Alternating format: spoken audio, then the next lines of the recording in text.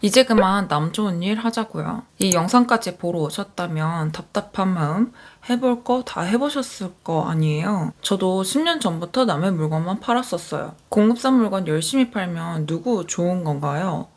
뻔하죠. 게다가 매출이 커질수록 공급사 의존도가 높아져서 끌려다니게 돼요. 갑자기 물건 중단하겠다라고 하면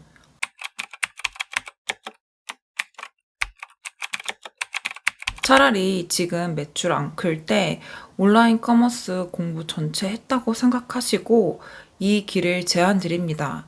제조. 지난 영상에서 제가 어떤 걸 제조했는지, 왜 하는지 설명드렸어요. 그래도 다시 한번 간략히 설명드릴게요. 저와 대표님 같은 포지션의 사업장은 트렌드 타지 않는 제품을 만들어야 한다고 했어요. 그럼 패션 안 되겠죠? 또 유통기한이 길어야 돼요. 신선식품 이런 거 안 되겠죠. 그러면서 경쟁력이 있어야 돼요. 중국 상품에 로고 인쇄해서 가져오면 경쟁력이 생길까요? 비슷한 제품 넘치겠죠. 안 돼요. 마지막으로 많이 팔기 위해서 재구매를 유도해야 돼요. 그럼 소모성이어야 합니다. 그게 생활 소비재라는 거예요. 그 중에서도 세정하고 뿌리고 닦고 지우는 것들이요. 우리 일상에서 많이 쓰이잖아요. 탈취제, 방향제, 주방세제. 생각해보세요. 대가족, 4인 가족, 1인 가족 넘나들면 집에 무조건 있고 항상 쓰는 것들이에요. 제가 왜 이렇게까지 따지냐면 제가 이건 정말 잘 될 거야 하고 몇천만 원씩 매입하고 못 팔았던 적이 있어요. 그게 품목이 여러 개라 정말 힘들었었거든요. 그래서 최대한 경쟁력 있는 걸 제조해야 했어요. 그래서 일상에서 자주 쓰고 먹고 입고 하는 것들을 연구하기 시작했어요. 첫 번째, 화장품. 얼굴에 바르는 거잖아요. 만약 피부와 안 맞거나 트러블이 날 때 CS할 자신이 없었어요. CS는 또 환불이나 반품이 빈번할 수 있다는 뜻인데요. 이전에도 남의 물건 팔면서 CS 질려버렸기 때문에 또 응대할 자신이 없었어요. 반면 생활 소비재는 제 3의 곳에 쓰는 거죠. 세제는 옷에 쓰고 방향제는 공중에 뿌리죠. 그래서 쓰면 그만이에요. 사람들이 생각보다 반품 잘 안 합니다. 두 번째, 밀키트 신선식품. 이건 우리가 먹고 인체에 들어가는 거잖아요. 만약 속이 안 좋다던가 유통 과정 중에 변질된다던가 이런 걸 상상하니 좀 두려웠었어요. 그리고 이런 신선 재료들은 자연재해로 영향받는 걸 많이 봤었어요. 반면 생활 소비재는 먹는 건 아니죠. 말한 것처럼 제 3의 곳에 쓰입니다. 또 자연재해에 영향받을 일이 드물어요. 세 번째, 패션. 직설적으로 저는 똥눈입니다. 앞에서 잠깐 언급했던 몇천만 원 매입했다는 거 있죠? 그거 옷이에요. 이거 디자인이 예쁜데? 하고 매입했다가 못 팔아서 진짜 힘들었었어요. 한국은 사계절인데 매 계절마다 이 똥눈으로 제조할 자신이 없었어요. 반면 생활 소비재는 계절을 거의 타지 않죠. 그래서 이건 내가 할 수 있겠다라고 생각했어요. 자, 그럼 어떤 시장을 잡아야 하냐? 이제부터가 더 중요하니까 집중하셔야 합니다. 이미 시장이 형성되고 커진 곳에 일부를 위한 제품을 판매하는 겁니다. 대기업은 인력, 자금, 모든 게 부피가 큰 대신 사업 규모가 작은 곳은 시작하기 어려워요. 그런 곳에 투자할 수 없습니다. 그걸 우리 같은 작은 브랜드들이 먹는 거예요. 대기업은 대중을 위한 것들만 만들어요. 그래야 전체 규모가 돌아가지니까요. 그렇다고 모두가 대기업 제품을 좋아할 수는 없어요. 세제 색소가 싫다든지 향이 천연향이 아니라 머리 아프다든지 여러 이유로 작은 브랜드를 찾는 사람들이 있죠.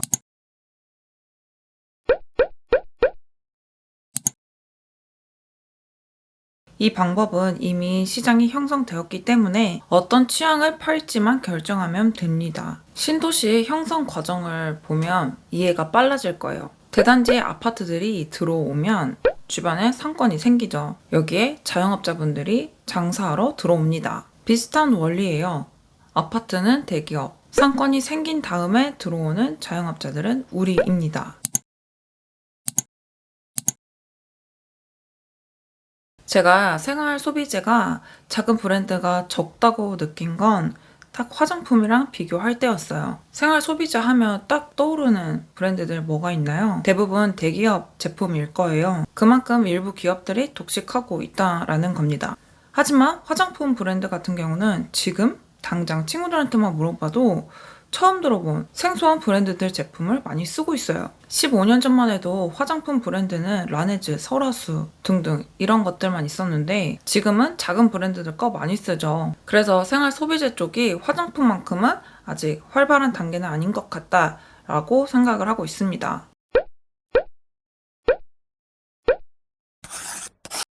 그럼 우리 같은 사람이 어떻게 생활 소비재를 제조를 하냐? 그건 그 내용이 담긴 PDF를 보시면 알 수 있습니다. 같은 원물이 무려 9가지 브랜드로 탄생하는 과정을요. 그거 보고서 신세계라고 하셨던 분도 있었고요. 또 그걸 아는 제가 대단하다고 하신 분도 계셨었어요. 이것뿐만 아닙니다. 나만의 상품을 만들면 지원 사업 폭이 넓어져요. 대표적으로 할인 쿠폰, 전시회 이 두 가지의 경험을 말씀드릴게요. 대표님들 고객에게 구매 유도하려고 할인 쿠폰 적용하신 적 있으시죠? 내 마진 줄여가면서 쿠폰 세팅 해놓잖아요. 지원사업 하면 제 돈 그렇게 쓰지 않아도 됩니다. 정부에서 돈을 내줘요. 예를 들면 판매가 3만원짜리에 30% 할인 쿠폰이 붙었어요. 30%면 9,000원이죠. 이게 내 마진에서 줄여야 했는데 정부 지원금으로 나갔다는 겁니다. 고객은 할인받고 저는 홍보하면서 팔고 이걸 잘 활용하면서 판매를 하면 좋겠죠. 두 번째는 전시회입니다. 전 코엑스에서 전시회를 2번 정도 했었는데요. 여기가 기회의 장입니다. 공장 사장님들, 판촉물 사가는 업체들, 브랜드 팔라는 사람들, 그리고 동종업계분들 만나면서 기회의 확장성이 확 이때 안 사실로는 브랜드도 팔 수가 있다라는 거였어요. 매출액의 1.9배에서 2배 정도 받는다고 하는데요. 매출액은 인건비, 자재비, 운영비 모두 포함되지만 매각은 온전히 현금이죠. 브랜드를 만들어서 운영하는 사람들은 다 이유가 있었어요. 이런 기대 가치가 있어서 하는구나. 그런 걸 또 알게 된 겁니다. 제조를 하면 이렇게 확장성이 있습니다. 남의 물건만 팔면 확장성을 기대할 수 없어요. 누가 알려줬나요? 들은 적도 없어요. 이번 영상에서 설명한 지원 사업도 있는 줄 모르셨을 겁니다. 저도 그랬어요. 그래도 이런 게 있다라는 걸 알면 조금 더 해볼 마음이 생기겠죠. 정보를 드리려고 영상을 찍는 거니까 구독과 알림 설정 해주세요.